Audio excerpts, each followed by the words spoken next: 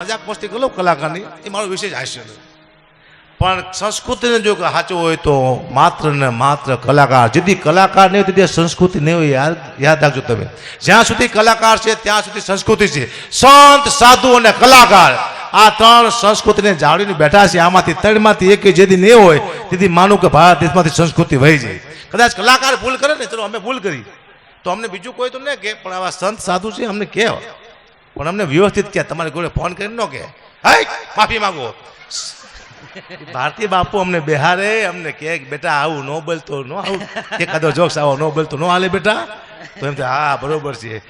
બીજા જે ફોન કરે છે ને આવું બોલ્યા આપણે કે થોડી ભૂલ થઈ ગઈ નહીં, તો આપણે કે હવે હું નહીં બોલ, નહીં માફી માંગો, વિડીયો બનાવીને. એટલે આખી દુનિયા પાસે આપણે નીચા દેખાડવા આવ્યું. મેં તો હવે નક્કી કર્યું છે કે મારે બધા સમાજ એક એક વિડીયો બનાવી નાખવા છે માફીના. મારા દીકરા ગૌરવને કેવું બેટા આવે લેપટોપમાં મૂકી દે, કોઈનો ફોન આવે હકાપા તમે અમારા સમાજ વિશે આવું બોલ્યા, પહેલાં ખોટું લાગ્યું, દુઃખ લાગ્યું, માફી માગવાની છે, ચાલુ રાખો બેટા. ગૌરવ 202 નંબરનો વિડીયો નાખતો મારા દીકરા. પપ્પા 204 નંબર, એ તારા બાપ બીજા સમાજનો છે, તું 202 નંબરનું નાખ. ચાલુમાં ખાચ દે. આયો જોયું, રાજી ખુશ, જય માતાજી. મને સાલી એ ખબર નથી પડતી કે કલાકારને નીચે પાડીને શું મજા આવે છે. સાહેબ જ્યારે તમે કોઈ કલાકાર નીચે પાડો ત્યારે તમે યાદ રાખજો આ પગથિયા ચડતા કલાકારે કેટલા કષ્ટ વેઠા છે, કેટલે દુઃખ વેઠા છે. એમ કલાકાર ઉપર નથી આવ્યો. એમ એ કલાકાર તમે નીચે પાડો ત્યારે માનો તમે એની દીકરી, એની બેન, એની મા, એના બાળકો, એક અરે આખા પરિવારને તમે નીચે પાડી દો છો. તો કલાકાર તો જવા દો, એના પરિવારની હાય ખાઈ જાય ખાવા ધાન કે તમારે પહેરવા લુગડા નહીં રહે. તમે શું યાર કલાકારને સમજો છો. અને ફોન ન કરશો. મળદ માણસો ફોન કરે એ તો ઘરે બે ફટાકા મારે મળદ કહેવાય યાર. ફોનમાં માફી માંગવાની હોય, ઘરે પહોંચો. અગર પાણી આવ્યા હોય તમે ઘરે આવીને મારો લાફા નહીં, ફોનમાં માફી માંગો એ ઘરે 50 ફોન આવે. બોલો બીજો ખાય કે વાત કરે કોકને આવી. અને હાવ કમજોર માણસ ફોન કરે છે. મળદ માણસો તો ઘરે આવીને બે ફટાકા મારે એટલે કોઈને ખબર ન પડે. એને એક ખબર પડે એમ. કારણ કે બાપુ હું પહેલા ફેસબુક વાપરતો, હવે ને વાપરતો. કારણ કે મારી કોમેન્ટ જોતો ને એમાં હારી ખરાબ બે કોમેન્ટ આવતા. ઘડી કામ હારી આમ વાંચું ને તો આવે વાહ કાબા, વાહ હવજ, તો હું ખુશ થઈ જઉં. વાહ સિંહ, વાહ ચારણ, નીચે આવે શું હાલી દીકરો શું.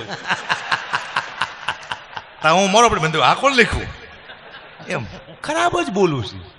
એટલે મેં ફેસબુક બંધ કરી નાખ્યું.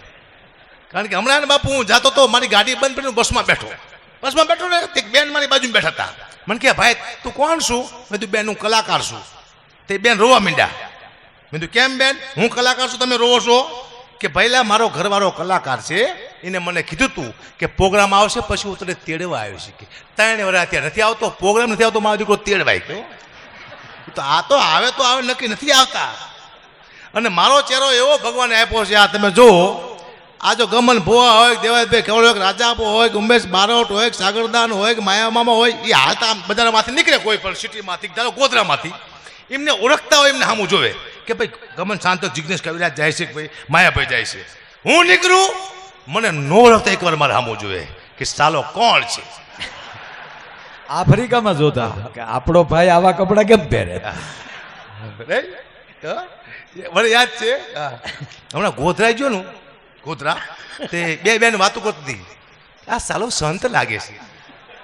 એક બેન કે સંત નહીં, મને તો સાલો તાંત્રિક લાગે છે. તાંત્રિક. મેં તું બેન કેમ સંત તમને નથી લાગતો? મને કે સંત આટલો બધો કાળો ન હોય. હવે સંત કાળા હોય કેમ ન હોય કીધું મને. હાય બિહારમાં ખબર જ ન પડતી કોને શું બોલવું શું. કોરોનામાં બાપુ એક કલાકારનો મને ફોન આવ્યો. હકાબા હું ઉગતો કલાકાર છું, મને ક્યાંક હેલ્પ કરજો, પ્રોગ્રામ હોય તો. મેં તું સાલા અત્યારે તું શું લેવો ઉગ્યો કોરોનામાં? અમે બધા હાથમાં આવ્યો તું ઉગ્યો હાથમાં જા, કોરોના પછી ઉગજે. અત્યારે ગઈ.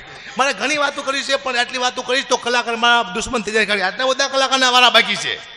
એક કલાકારનો બધાનો વારો હોય જાય. કારણ કે બધા 7 કલાકારે ઘરે બેઠા હતા અને કલાકારે બધાએ અદ્ભુત ગાયું છે. એમના પોતાના નાભીના અવાજથી હરેક કલાકારે પોતાના ભજન ગાયા છે. અને ઇન્દ્ર ભારતી બાપુને સંતવાણી સિવાય કંઈ ગમતો નથી. સંતવાણી સાંભળવા માટે બે છે.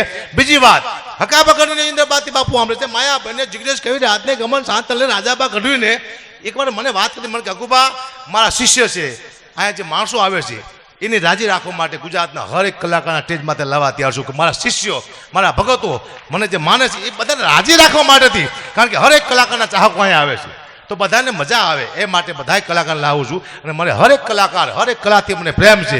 ભલે મારો ખોરાક મારી સંતવાણે રહ્યો પણ લોકગીત ગાતો હોય તો મને વારો લાગે, ગીત ગાતો હોય તો મને વારો લાગે.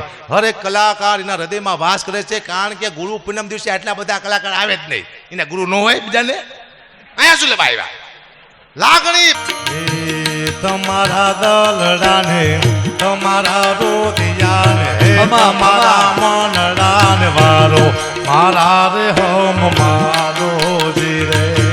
વાહ કાદાન વાહ.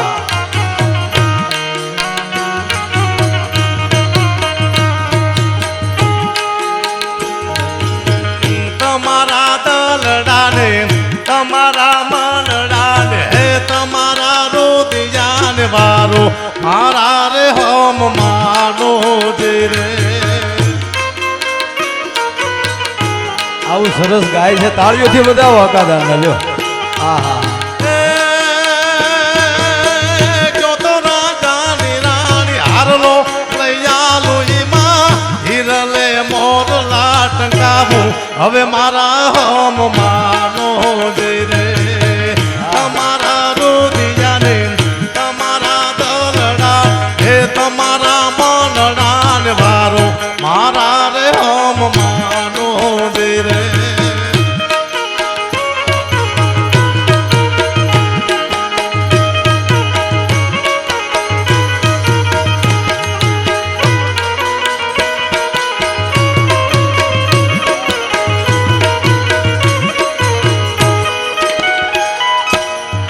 હા ભુવાજી.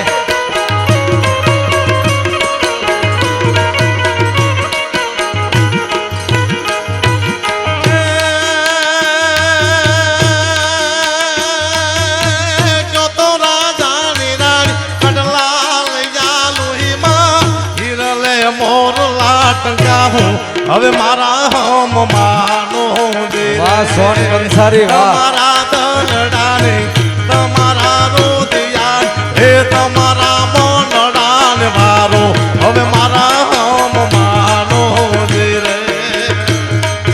બાબુ આ અમે જુગલબંધીમાં બે બેઠા છીએ, પણ હકાદાને જ આ ગાયું એટલે મને યાદ આવ્યું. સાંભળ સૈયાર વ્યાજ રસિક દિલની વાત જો સાંભળ સૈયાર